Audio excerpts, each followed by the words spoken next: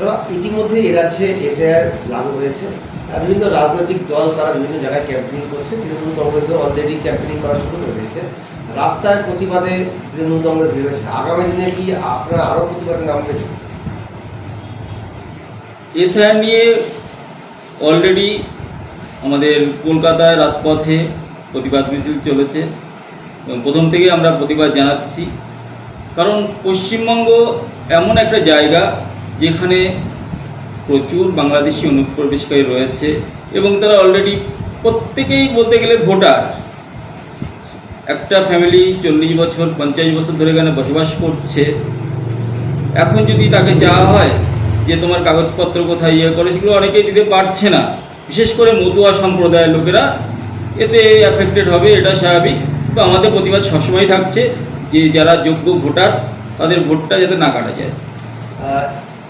সামনে 2026 বিধানসভা নির্বাচন, বলা যেতে পারে আর কিছু মাস পরেই ভোট। সেক্ষেত্রে তারই ভোটে কতটা প্রভাব পড়বে মনে হচ্ছে?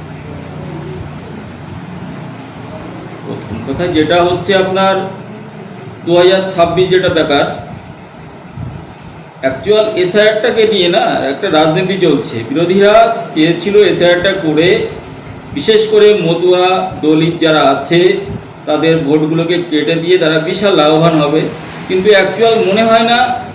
বিশেষ করে আমার বনগাঁ লোকসভা, এটা তাদের হবে লাভবান, তারা হবে না, তারা আরও লস হলো তাদের। এতে আমাদেরই লাভ হবে, আমরা ভালো ফল লাভ করবো।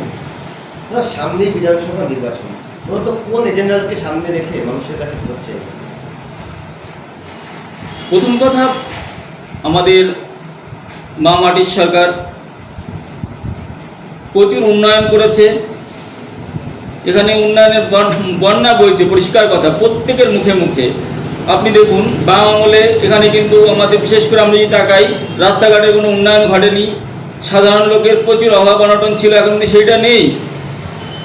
আজ লক্ষ্মী ভাণ্ডার পাচ্ছে, বয়োবৃদ্ধ ভাতা পাচ্ছে, এমনকি স্কুলে যারা যাচ্ছে, মানে কী বলবো, হওয়া থেকে মরা পর্যন্ত একটা নাগরিকের যা যা সুবিধা পাওয়ার দরকার আমাদের সরকার থেকে আমরা তো দিয়ে আসছি। অতএব ভোট নিয়ে আমাদের কোনো চিন্তা নেই।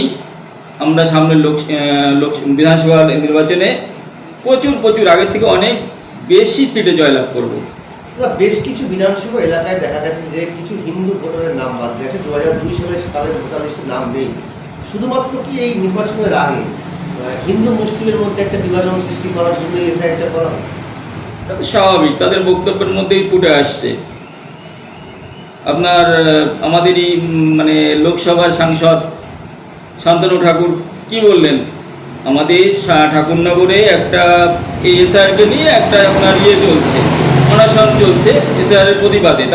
আমাদের একটাই বক্তব্য ছিল যে যোগ্য ভোটারের নাম যাতে বাদ না যায়। কিন্তু এই যে মতুয়া সম্প্রদায়ের যারা অনশনে বসলো, তাদের উনি রোহিঙ্গা বলে আখ্যায়িত করেছেন। এরা কি আদৌ রোহিঙ্গা? এটা ভুল তথ্য দিচ্ছেন শান্তনু ঠাকুর, ভুলভাল উন্মাদের মতো বকছেন। জয়দেব হাজরা, ইসাপুর 1 গ্রাম পঞ্চায়েত প্রধান।